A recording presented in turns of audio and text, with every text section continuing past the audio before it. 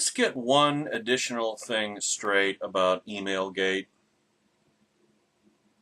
Now, Hillary Clinton set up her own private server for 3 specific reasons, but don't think for a single solitary minute that Donald Trump wouldn't have done exactly the same thing.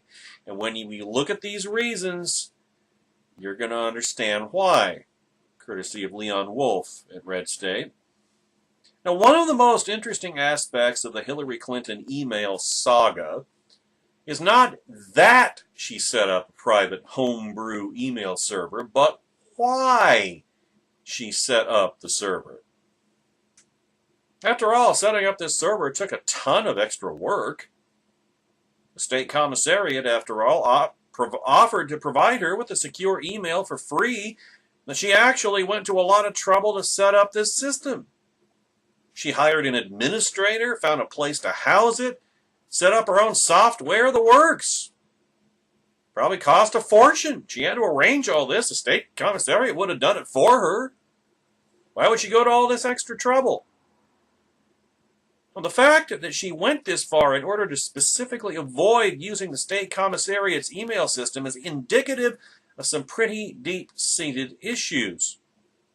Issues that we have long known about Hillary Clinton, given her long history in the public eye. When you boil it down, there are 3 basic reasons that Mrs. Clinton went to all this trouble of setting up her highly improper email server.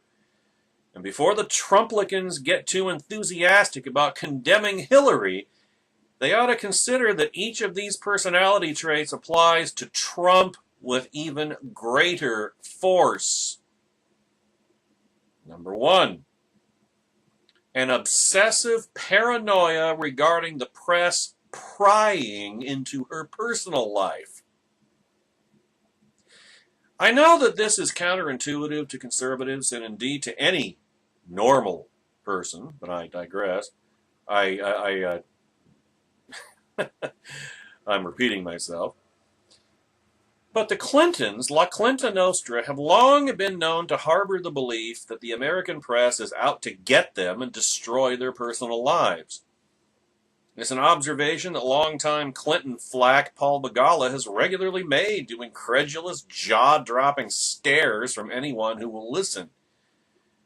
I'm not saying that Mrs. Clinton is right, in fact, just the opposite. I'm saying this is what Mrs. Clinton honestly believes. To her, regardless of what the law says, and regardless of what would have been the prudent course of action with respect to complying with record-keeping laws, the primary concern was that she remained in control of what information got turned over to the state commissariat after her tenure and what did not. Concern that the wrong emails might find their way into the press was the single primary driving factor behind Mrs. Clinton's decision to set up her private server. You know who else acts this way, ladies and gentlemen? Donald J. Trump. Trump, who has angrily insisted that his tax returns are none of anyone's business. No presidential candidate prior to Donald Trump has ever not released his or her returns. Just saying. And who has stonewalled every attempt for months to verify his alleged donations to veterans charities from his Iowa rally. When he was finally forced to come clean, he angrily denounced the press as dishonest and scum. Which, for whatever it's worth, is true, but that's also beside the point. Donald Trump, who likewise lashed out at both a federal judge and the press when documents related to his Trump University lawsuit were released for public review. Donald Trump, whose every rally and every speech contains anti-press conspiracy theories, and who regularly blasts them on his Twitter feed as biased against him. Yeah, that's going to help them be less biased against him, I suppose. Of course, he got used to being feted and glorified in the press during the GOP primaries. Now the press is pivoting. He's not capable of pivoting, is he? If you think Donald Trump would not have done everything in his power were he Commissar of State to shield his private communications from press scrutiny, then you haven't been paying attention to Donald J. Trump. Number 2, indifference to the security of others' information. This is really nothing more than an outgrowth of Hillary's essential narcissism. Starting to see where this is headed.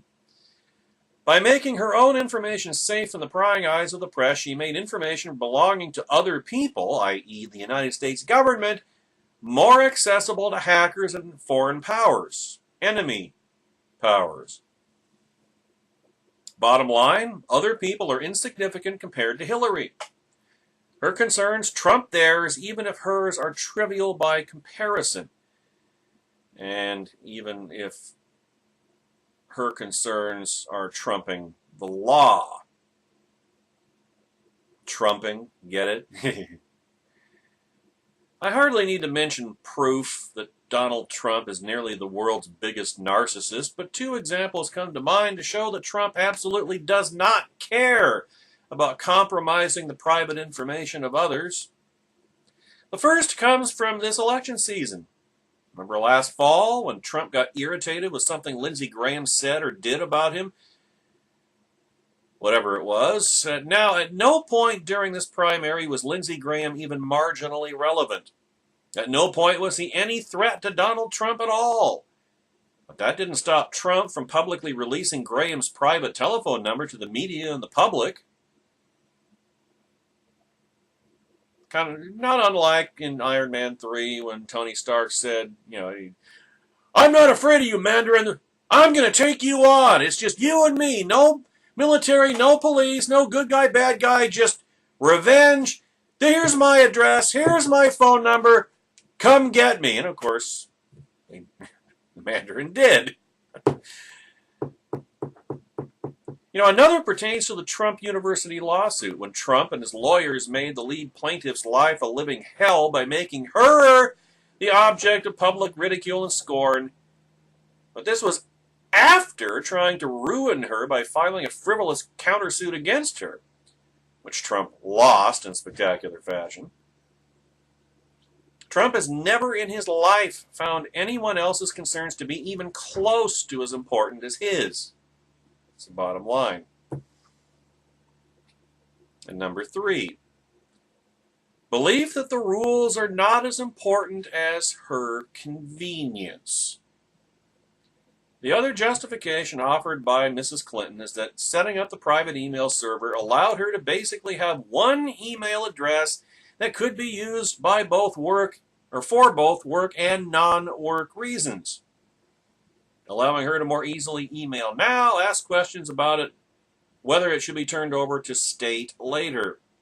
According to numerous state commissariat employees who were interviewed by the FBI, concerns were immediately raised about the propriety of the arrangement under state commissariat regulations, but Mrs. Clinton's convenience trumped all. Trumped, get it? We have already seen that Trump habitually shortcuts the rules in the name of his own personal convenience. During the course of this campaign season, Trump has used his nonprofit organization, the Trump Foundation, as a campaign slush fund and conduit for political campaign contributions, an arrangement that flagrantly violates both federal law pertaining to nonprofit organizations and campaign finance regulations.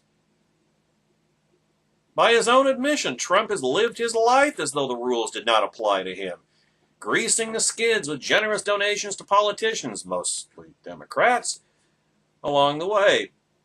According to him, this makes him uniquely suited to curb abuses of the system. This is contrary to what even the average 5th grader understands about human nature. If a person is corrupt, putting them in a position of power will not make them less corrupt. In fact, it will have exactly the opposite effect. Lord Acton, absolute power corrupts and absolute power corrupts absolutely. And if you're corrupt to begin with,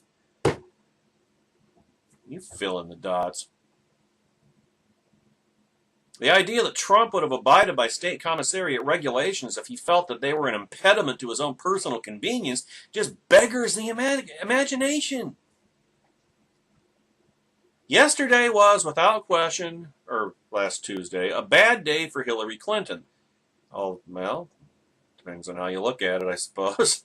Actually, I think it was a good day for Hillary Clinton, but then one that she knew was coming anyway, so that's why all this time, that's why she's never been anxious. She's never even bothered circling the wagon. She knew that she was not in any trouble.